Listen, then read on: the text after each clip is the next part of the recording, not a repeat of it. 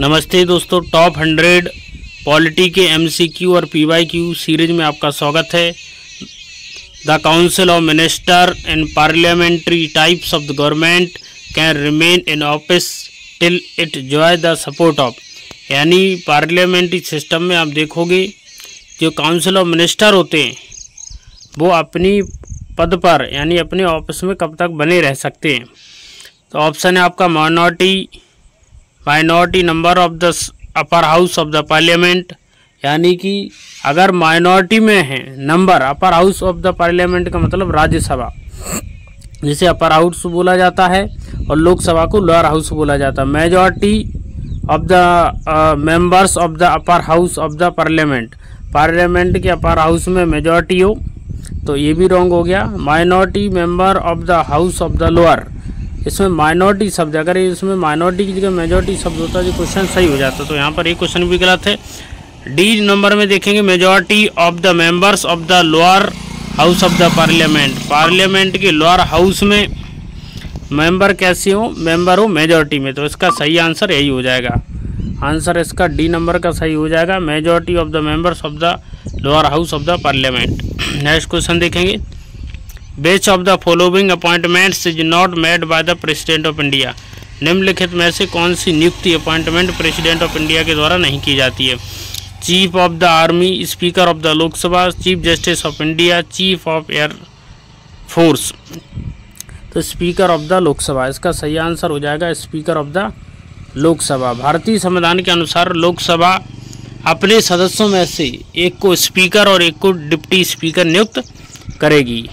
Speaker के संबंध में आर्टिकल 9(3) में जिक्र किया गया है, और स्पीकर का चुनाव सर्वसम्मति से किया जाता है, सर्वसम्मति से किया जाता है। स्पीकर के संबंध में माना जाता है कि स्पीकर जो है किसी भी पार्टी का नहीं होता है, बल्कि स्पीकर सदन का होता है और निष्पक्ष रूप से पूरे सदन को चलाने का कार्य करता है। नेक्स्ट क्वेश्चन देखेंगे, who appoints the prime minister of India? Bharat के प्राइम मिनिस्टर को कौन अपॉइंट करता है? Lok Sabha, president, parliament, citizen of India? तो प्राइम मिनिस्टर को अपॉइंट करता है प्रेसिडेंट ऑफ इंडिया, तो इसका सही आंसर हो जाएगा प्रेसिडेंट। तो प्राइम मिनिस्टर को अपॉइंट करने का काम होता है प्रेसिडेंट का। तो प्रेसिडेंट जो ऑफ इंडिया है वो प्राइम मिनिस्टर को अपॉइंट करने का काम करता है। The first women governor of state in free India was? स्वतंत्र भारत की पहली महिला गवर्नर का नाम बताना है। इंदिरा गांधी, विजयलक्ष्मी पंडित, सरोजिनी नायडू, सुचेता कृपलानी? तो इसका सही आंसर हो जाएगा सरोजिनी नायडू। तो सरोजिनी नायडू स्वतंत्र भारत की पहली जो है गवर्नर थी, महिला गवर्नर थी, first women governor of state, यानी आज़ाद भारत की, स्वतंत्र भारत की पहली महिला गवर्नर सरोजिनी नायडू थी। कहाँ की गवर्नर थी? उत्तर प्रदेश की गवर्नर थी।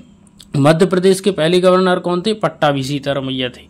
एमपी जीके के हिसाब से ये फैक्ट में इम्पोर्टेंट है कि एमपी के फर्स्ट गवर्नर कौन थे। Minimum age required to contest for presidentship, यानी राष्ट्रपति का चुनाव लड़ने के लिए मिनिमम आयु कितनी होना चाहिए? तो संवैधानिक पदों पर बैठे पदाधिकारियों के लिए संविधान में आयु का निर्धारण किया गया है। राष्ट्रपति के लिए मिनिमम आयु जो निर्धारित की गई है वह 35 ईयर्स।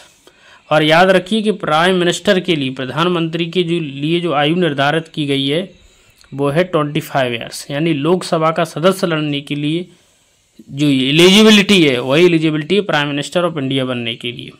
जबकि अगर हम बात करें लोकल गवर्नमेंट की, यानी सरपंच वगैरह बनने की, तो उसके लिए 21 ईयर, उसके लिए अगर आप 21 साल के हैं तो आप सरपंची का चुनाव लड़ सकते हैं।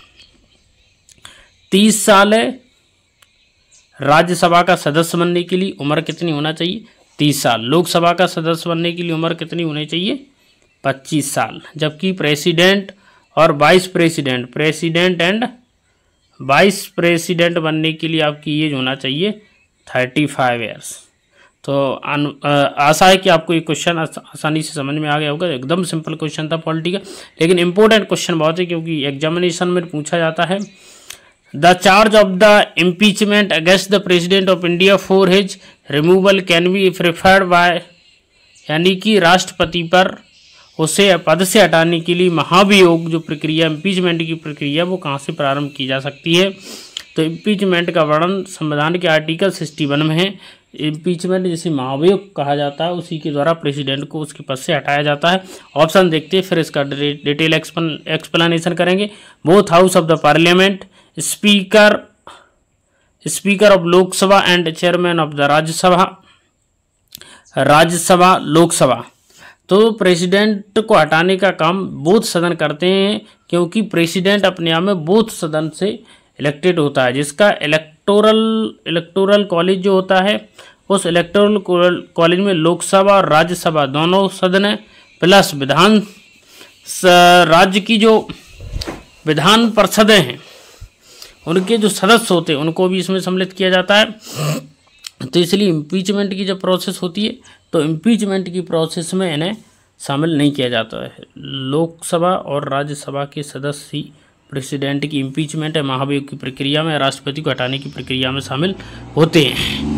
इम्पीचमेंट की प्रोसेस शुरू करने के लिए हमें 14 दिन पूर्व राष्ट्रपति को सूचना देनी होगी और 2/3 बहुमत से लोकसभा और 2/3 बहुमत से ही हमें राज्यसभा से, प्लस मेजॉरिटी वोट का मतलब ये होता है कि उपस्थित तथा मतदान करने वाले सदस्यों की आधे से एक ज़्यादा हमें मेजॉरिटी वोट से पारित करना होगा। अगर ये दोनों सदनों से पास हो जाता है तो राष्ट्रपति को उसी क्षण से अपने पद से अपदस्थ मान लिया जाता है, हटा हुआ मान लिया जाता है। नेक्स्ट क्वेश्चन देखेंगे। The chief minister of a union territory where such a set of exists is appointed by the, यानी चीफ मिनिस्टर किसी स्टेट का होता है तो वहाँ अपॉइंटमेंट किया जाता है, किसके द्वारा किया जाता है? लेफ्टिनेंट गवर्नर, मेजॉरिटी पार्टी इन लेजिस्लेचर, प्रेसिडेंट, प्राइम मिनिस्टर।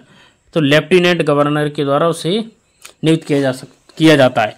लेकिन दिल्ली का केस स्पेशल है, दिल्ली के चीफ मिनिस्टर को एलजी के द्वारा नहीं बल्कि प्रेसिडेंट ऑफ इंडिया के द्वारा अपॉइंट किया जाता है। बाकी सभी यूटी के मिनिस्टर को लेफ्टिनेंट गवर्नर के द्वारा नियुक्त किया जाता है। आपको मालूम ही होगा कि राज्यों में गवर्नर होते हैं और केंद्र शासित प्रदेश यूनियन टेरिटरीज में एलटी यानी लेफ्टिनेंट गवर्नर होते हैं। The next and the last question for today, who by the first prime minister of India? Simple है, जवाहरलाल नेहरू, यानी भारत के प्रथम प्रधानमंत्री कौन थे? जवाहरलाल नेहरू। अगर वीडियो अच्छी लगती है चैनल को लाइक सब्सक्राइब जरूर करें। जय हिंद, नमस्कार, बाय बाय।